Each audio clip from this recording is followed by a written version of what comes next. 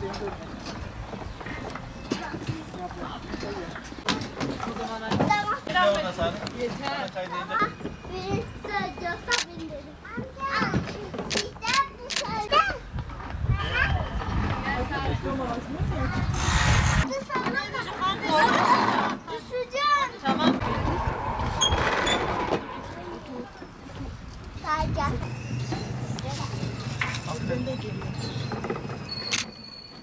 Çek.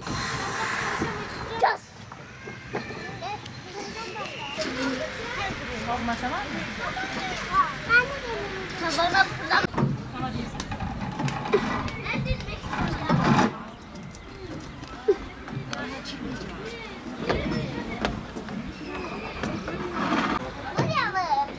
Betül.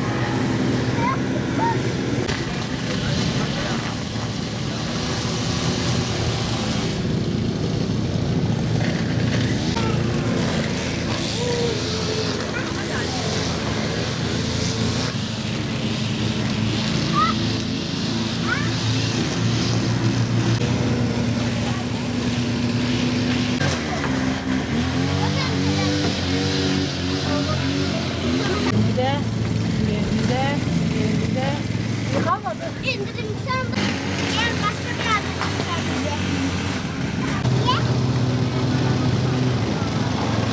Ben kırmızı. Hadi. Gelsene. Betül'e nasıl kayacağım?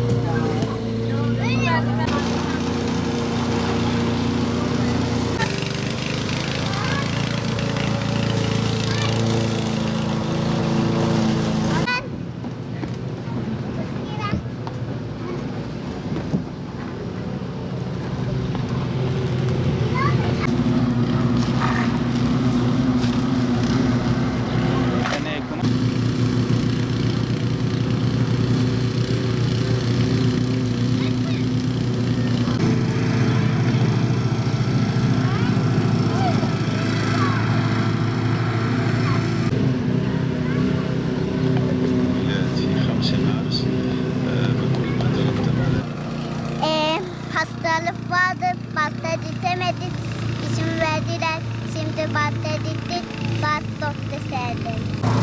Batta geldik, şimdi Bursa'ya bir şey söyledi, yasak vermiyordular, dışarıya gitmek için kullanmıyordular, şimdi batta geldik, doktor serdi. Daha önce mikrop vardı, parka gidemiyordum ama şimdi parka geldim. Oynuyorum, eğleniyorum, bir daha çıkmak istiyorum.